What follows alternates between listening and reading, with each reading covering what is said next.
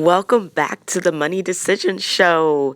Hopefully, you've been enjoying all the different parts of Level Up Your Financial Story. And we are finally on the final part of Level Up Your Financial Story, where we are rounding out discussing how to educate yourself, various book recommendations, and access to my online course. So I have a couple online courses. One is at no cost and one is for a fee, but it will give you lots and lots of information about investing and some of the information that we discuss, but more in detail. So please continue to listen. There's some great questions at the end that attendees asked. And if you have additional questions, please remember to comment below. I love to answer those questions. Or you can always shoot me an email at hello@yourstoryfinancial.com. Thanks again, and please enjoy this last and final part of Level Up Your Financial Story. Thank you. So there's going to be some sacrifice. Hopefully you've been thinking and your head's been rolling like, okay, what kind of sacrifices can I make? What kind of changes can I make? And Napoleon Hill, he wrote a book called Think and Grow Rich. And I believe it's a great quote that that I pulled out here is great achievement is usually the result of great sacrifice and is usually never the result of selfishness. So just understand that you're gonna make that sacrifice, but it's gonna be something that's great for you, and it definitely wasn't for selfish reasons. So that's Napoleon Hill, Think and Grow Rich. Definitely a book that I recommend reading if you're trying to get your mindset on wealth and growing your net worth. But I always say the sacrifice will be worth it for the reward. And the reward is being debt free, being able to buy a house, being able to buy a second home, being able to travel, get that car, volunteer, and start a charity, whatever it is. This is a combination of all those different rewards that we want to put out there, and that's part of the why. Oh, yes, yes, yes. Michelle said, I have Think and Grow Rich on CD. Yes, I love it. I love it. Yes, people are doing Audible. They're doing CDs. But yes, it is a powerful book. It's powerful. I think it was written in the 1930s, right? So it's been out a long time. So you guys probably have heard of it. And I do recommend educating yourself, just kind of going right into what we were just talking about. Think and Grow Rich by Napoleon Hill. I already recommended that book. These are some other book recommendations. I had this next book. I've had it for so long. And finally, at the end of last year, I finished it in January. Think and Grow Rich, A Black Choice by Dennis Kimbrough. Excellent read. Both of the books, Think and Grow Rich by Napoleon Hill and Dennis Kimbrough, they are great companion books. They really talk about people who have done overcome great odds, especially A Black Choice version of it, overcome great odds to really pursue their goals and to create a legacy and change that narrative that they were born into. The Millionaire Mind by Thomas J. Stanley, excellent read. He wrote the book, The Millionaire Next Door. So I have not read The Millionaire Next Door yet, but for whatever reason, I was just drawn to The Millionaire Mind, and it was an excellent read.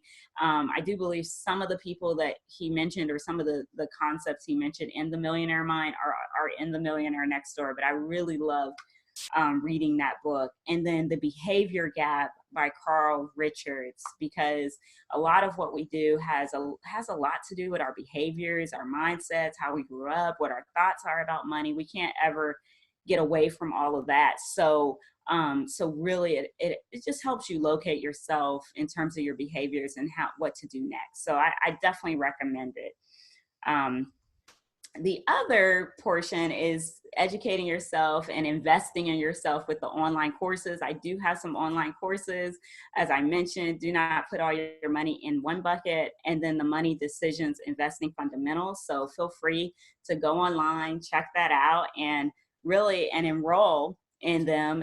One is free. The Money Decisions is not free. It's about 5 hours of content. And then it also provides you with quizzes, and it just takes you step by step into understanding what you need to do to build your confidence. So education is so important. The next part I want to go over is choosing a financial planner. So when I started out with this conversation, I mentioned that I'm a fee-only financial planner, and some people may not really understand, well, what's the difference there? And I just mentioned The Behavior Gap, the book written by Carl Richards. He does a great job of providing illustrations for people that make it easy for them to understand. And one of the things that really resonated with me was how he explains choosing a fee-only financial planner versus a financial advisor or financial planner in general. And we all have the same title, but we do things differently. So with the fiduciary, which is what I am, the client is in the center, and I am required to provide unbiased financial advice. So I represent the client, and I don't get a commission for anything. So all my fees are very transparent. Whereas the salesperson is going to really be focused on the product, the company that they work for, and most likely they're going to get paid a commission or a combination of fees and a commission. So really know who you're working with, and if they're providing you that unbiased financial advice, if they're a fiduciary. So there's a lot of good people on the other side as well, but many, they can't say that they're a fiduciary. And I think that is a big difference maker when you're looking for somebody to really help manage your finances. And we got to bridge the gaps. I think it's so important. We talked about a lot today, and I think it's so important to write out your Smarty financial goals. Hopefully you've already started doing that because of the presentation. I want you all to find an accountability partner. So it could be your spouse, and if you're single, it could be a friend that you really trust, somebody that you know is not going to just let you slide when you don't do what you said you were going to do. So you want to find somebody like that. And then you want to create your cash flow plan. So another word for that is budget, but cash flow plan just sounds better, I think.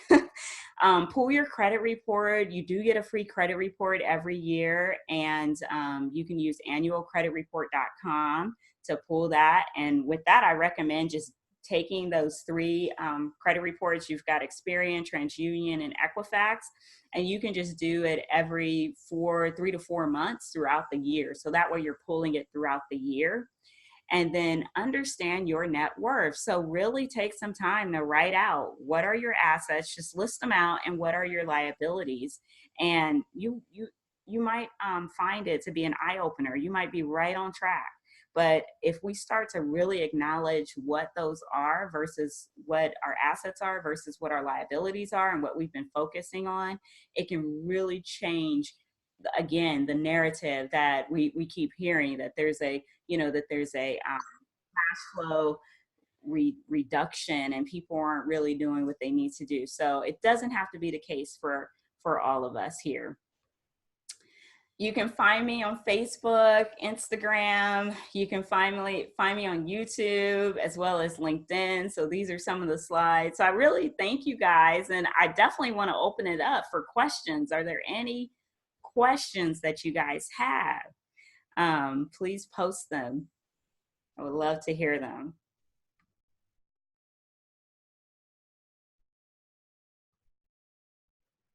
I'll wait a few moments just to make sure that you're getting your questions answered. Okay, M says, are there any apps you would recommend for investing? Yeah, you know what?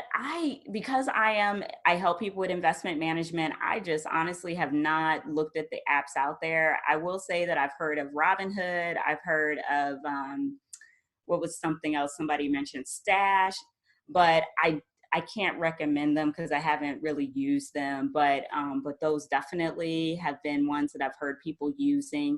I find that when you're investing on your own, just with these are the facts, it doesn't have to be your case, but when you're investing on your own, typically people buy and sell at the wrong time. So when the averages have been 6 to 8%, someone who's investing or more like a DIY investor have been doing anywhere from 2 to 3% because they're going in and out at the wrong time. So when you work with a financial planner for your serious money, then you really are able to get talked off a ledge when you want to pull out of the market. I definitely had a few clients who I was able to talk off the ledge at the end of 2018, the last quarter. And they did not sell when it was so scary. I don't know if you guys remembered that, but it was pretty scary. But basically they stayed in the market and now we're back up. So, when you pull out at the wrong time, then you definitely have to figure out when's the best time to get back in. And when you do that, you end up, you just end up losing a lot of money and locking in on your losses. So we don't want to do that. But definitely, look at different places, that's out there. You could probably do a Google search on it. Let's see. What's the difference between fee-only financial advisor versus one who isn't and gets traditional fees? So yeah, basically a fee-only financial advisor like myself, we do not charge a commission. So that's the biggest difference. When you have someone who's charging a commission, they're most likely, if they're selling a mutual fund, they might sell you a mutual fund. Again, it's focused on the product. So going back to that picture, you've got the fiduciary that's focused on the client, and then you've got the salesperson that's focused on the product itself. So they might come to you with you need to buy this mutual fund, or you should buy this stock. If you buy this stock, and I think it'll work really well. So they're coming from an angle of selling you a product versus selling you, or really just figuring out your needs. And basically with investment management, I have two services. I have investment management side, I have a comprehensive financial planning, and then a mini financial planning. So if somebody's working with me with investment management, it's the percentage of their assets that gets charged. So I'm not incentivized to sell them a particular stock or a bond or a mutual fund. I can combine all of that, or an exchange traded fund. I can combine all of that into their asset if that's appropriate for them. And I don't get extra for recommending a mutual fund over a stock. At a previous firm that I used to work with, we were able to get paid more for providing a mutual fund versus a stock. So you definitely want to be aware of that. And so with a fee-only advisor, you know that you're getting that unbiased financial advice. So I'm not licensed to sell life insurance. So when I do a plan, I'm really saying, okay, if we need to do term, we need to do term. If we need to do permanent insurance, we need to do permanent, but I don't get paid extra. So I'm not going to be incentivized to present to you a permanent insurance policy because it pays me more in commission. So those are things to think about when you're looking at a fee-only financial advisor versus a commission and fees financial advisor. So hopefully that answers. For someone who makes $10,000 annually, who or what would be a financial advisor? I'm not sure I understand. Am I reading that right? For someone who makes 10K annual, who or what would be a financial advisor? And if you want to unmute, that way I could just understand better, because I don't know that I understand that.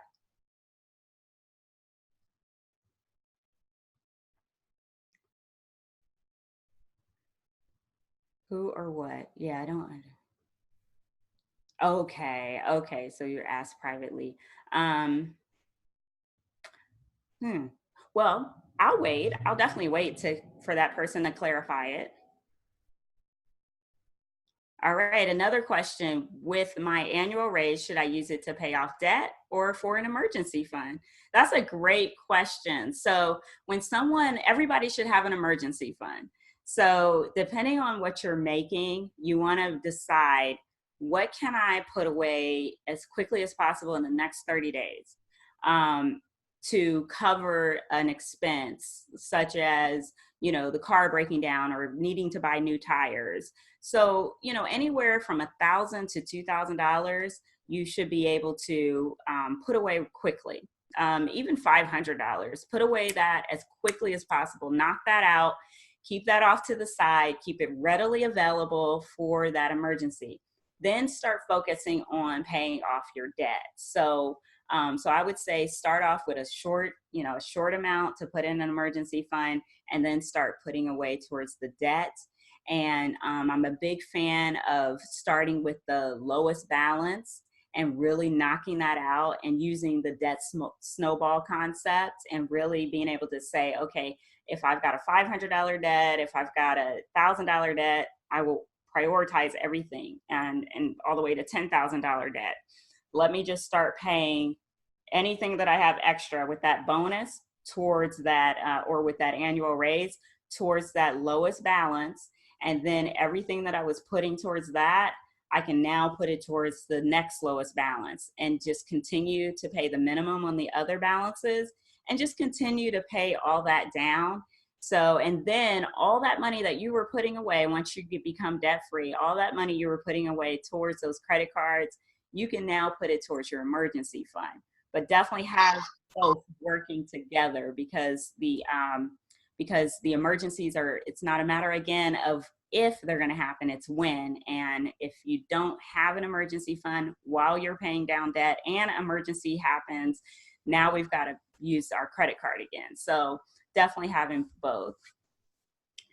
Let's see, what are things to look at or research in our employer's investment or 401k plan? So definitely look at the type of investments. So with your 401k plan, you're given a list of investments, and you're probably given some target date funds. So for folks who don't want to manage and don't want to have to be proactive in that area, they could pick a target date. So it might say 2045 or 2050 or 2020, knowing that the target dates are going to be from the lowest risk to the highest risk. So anybody who's going to retire in 2020, most likely they're going to be in the least risky investments, because they're going to need that money for distribution purposes, and they don't want to be susceptible to the market. So it's going to be at least risky. Whereas somebody who's in a 2050 target date fund, they're able to take that risk.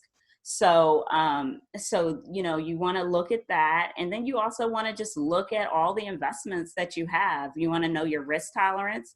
You want to be able to look at the various categories that are entailed in there. It's something that that I do actually, as for helping people in terms, it's time that I spend, and et cetera, to help people figure out which particular investment to put in. But you definitely want to make sure you have some money in your bonds and your stocks. Want to make sure you have some equity, and want to make sure you have some bonds or fixed income type investments. And that percentage would be determined by your risk tolerance. So everybody has a different risk tolerance. And so it's one of those things that it's going to be more customized to your particular risk tolerance. So if you haven't taken a risk tolerance, you definitely want to do that. Usually, like a lot of those 401k companies have a few questions that they'll ask. When people meet with me, I have a few questions that I ask to determine your risk. Sometimes just by talking to you, I can get an idea, and then I'll just take you through the risk tolerance to make sure that your risk is in line with what you just said. And if it's a little off, then we have a discussion about it, and then I'll start to look at those funds to figure it out. So definitely something to look at. Now, there are tools like Value Line. I think those might cost money, where you can do that kind of research to see, what kind of investments you have. You might be able to use Morningstar to do some research and, kind of run this. So now you're getting into the financial advisor, financial planning world.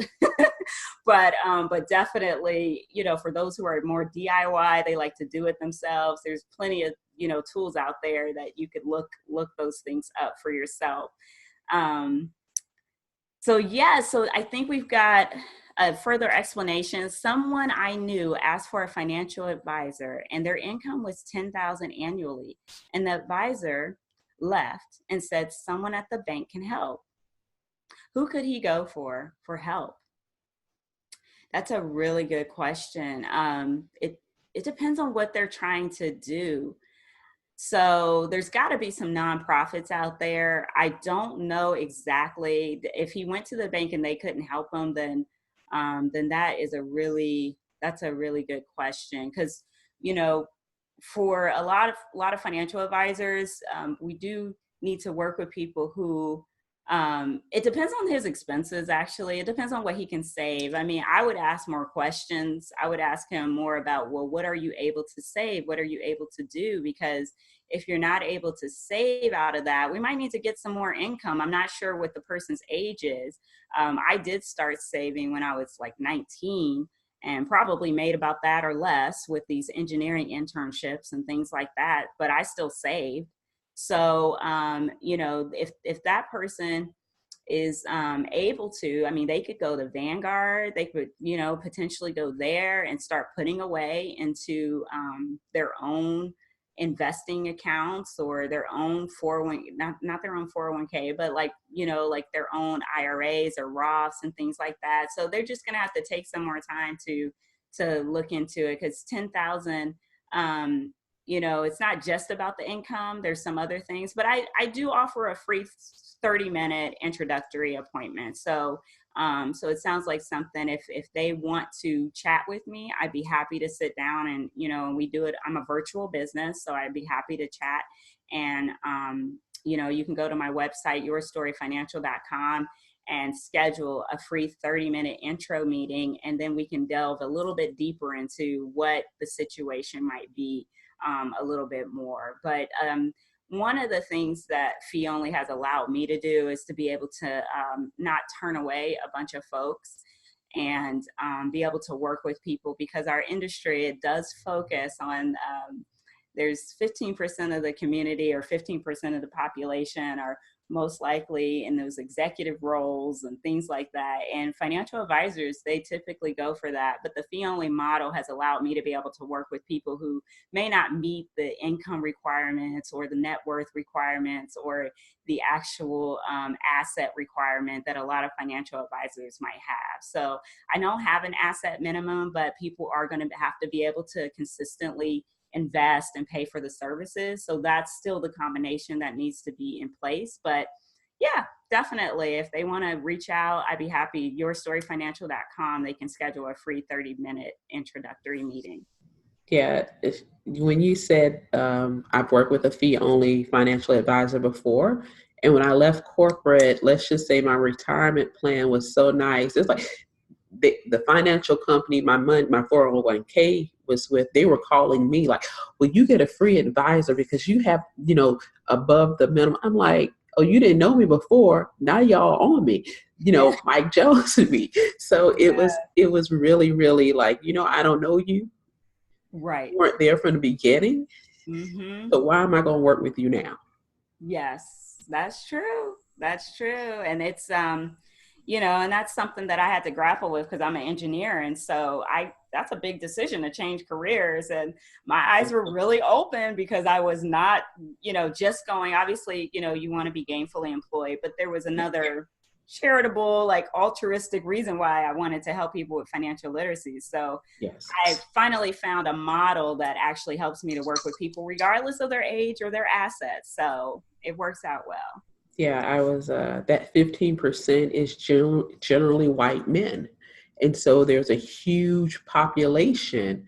And this is one reason why I wanted you here, because what happens is nobody's really paying attention to our 30, 40, or $50,000, or teaching us how to get to the 30, 40, $50,000 so that we have 12 years or 24 years to grow that money. Mm-hmm. And when you find somebody like you who understands where we're coming from, especially come out of engineering. So a lot of us who go to college, we have the black tax. We're helping a lot of our family. And it is the financial planner I work with, she didn't understand it. She said, well, you're just going to have to stop doing it. I'm like, oh, this is not what we do. This culturally, she didn't understand what it was. Yeah. And I say this, so you need to be very conscientious of who you work with so they understand your culture.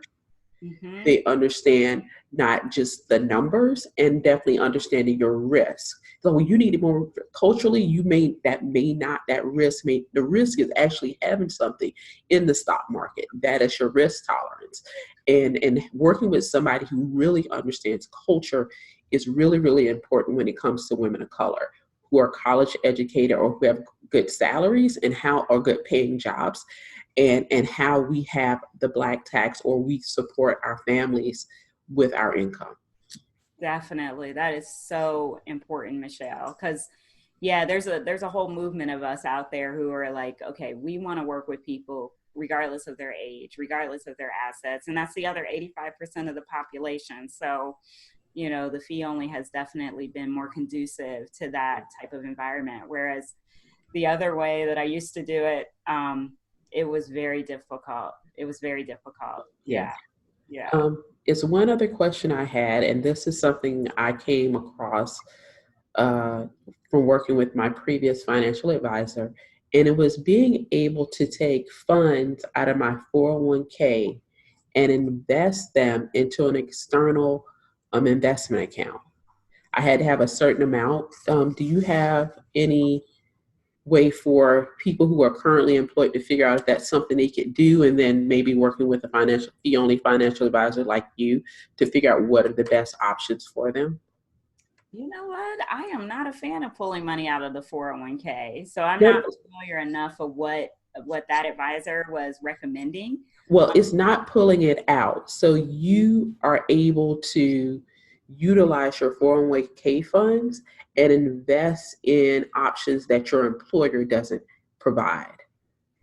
Okay, So maybe more of a self-directed 401k. yes, that's it. Self-directed. It's the Yes. self-directed.